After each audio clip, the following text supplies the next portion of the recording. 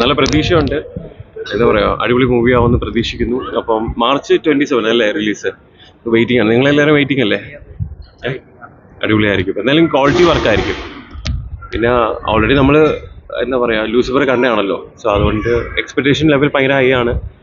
പുള്ളിക്കാരൻ ഒരു ചെറിയ പടമെന്നാണ് പറയുന്നത്. അപ്പം അതിൽ നിന്ന് തന്നെ ഒരു സിഗ്നൽ തന്നിട്ടുണ്ട് വലിയ പടമായിരിക്കും എന്നുള്ളത്.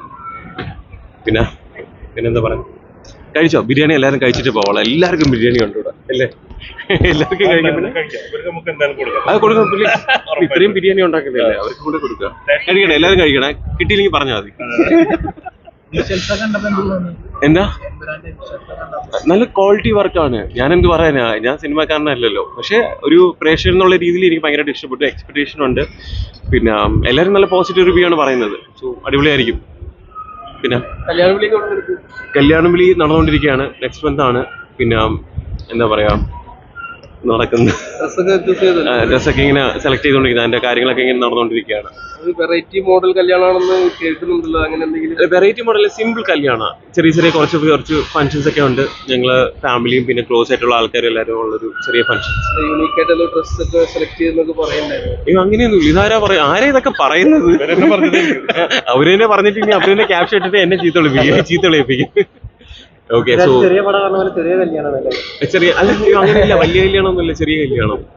പിന്നെ എന്താ പറയാ, കല്യാണം ഒരു പ്രാവശ്യമല്ലേ ലൈഫിലുണ്ടാവും. സോ അത് ഒരു കുറച്ച് വർഷം കഴിഞ്ഞെടുത്ത് നോക്കിയാലും നമുക്കൊരു മെമ്മറബിൾ ആയിരിക്കണം. സോ അങ്ങനത്തെ കുറച്ച് കാര്യങ്ങളാണ്. കേരളം കാത്തിരിക്കുന്ന ഒരു കല്യാണത്തിൽ ഒരു കല്യാണമാണ്. അങ്ങനെയൊന്നുമില്ല. ഡെയിലി ഒരുപാട് പേര് കല്യാണം കഴിക്കുന്നു. അതേപോലെ ഞങ്ങളുടെ കല്യാണം കഴിയും. അത്രേ ഉള്ളൂ. എന്താ പറയാ, നമ്മൾ സ്നേഹിക്കുന്നവരെ എല്ലാവരുടെയും പ്രാർത്ഥന അനുഗ്രഹം ഉണ്ടാവണമെന്ന് ആഗ്രഹിക്കുന്നു. അത്രേ.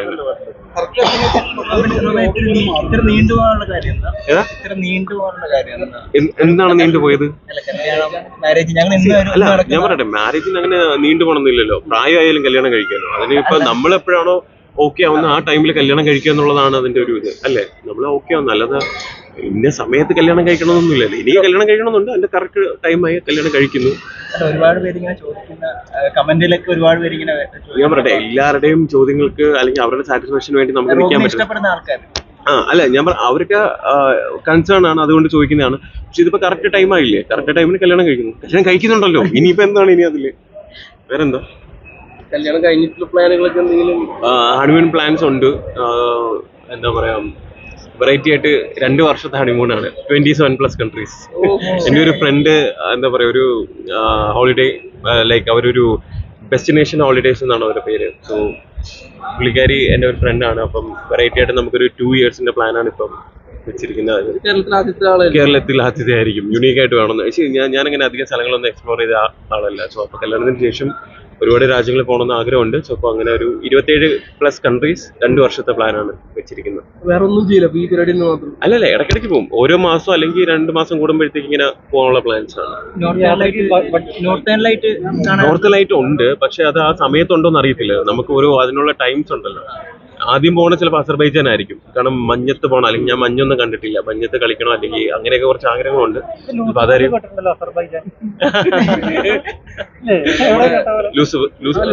ആണോ? അല്ല, അത് എല്ലാവർക്കും അറിയാവുന്ന കാര്യമില്ല. അസർബൈജാനൊക്കെ ഇപ്പൊ മിക്കുള്ള മലയാളികളും പോകുന്ന സ്ഥലമല്ലേ. ലൂസഫിൽ മാത്രമല്ലല്ലോ. പിന്നെ അല്ല, ബഡ്ജറ്റ് അല്ല, എനിക്ക് ഫ്രീ ആയിട്ടാ. ഫ്രീ ആയിട്ട് പോയിട്ട് സഹായിച്ച് അങ്ങനെ കുറച്ച്. ലാലേട്ടന്റെ അനുഗ്രഹം ഒബ്വിയസ്ലി കല്യാണത്തിന് വരാൻ പറ്റുമെന്ന് അറിയത്തില്ല. ഞാൻ ക്ഷണിക്കുന്നുണ്ട്, എല്ലാവരും ക്ഷണിക്കുന്നുണ്ട്. അപ്പൊ ലാലേട്ടന്റെ അനുഗ്രഹം എന്തായാലും വാങ്ങും. വരുന്നെങ്കിൽ വരട്ടെ, പുള്ളിക്കാരന് തിരക്കുള്ള ആളല്ലേ. പ്രതീക്ഷിക്കുന്നു. പക്ഷെ നോക്കാം, നമുക്ക് ആ സമയത്ത് എങ്ങനെയാണെന്ന് നോക്കിയിട്ട് ചെയ്യാന്നുള്ളൂ. നേരിട്ട് പോയി വെയിറ്റ് ചെയ്യാം. അല്ല, ചെയ്യാൻ പോകുന്നേ ഉള്ളൂ. ഇനി പോകുന്നേ ഉള്ളൂ.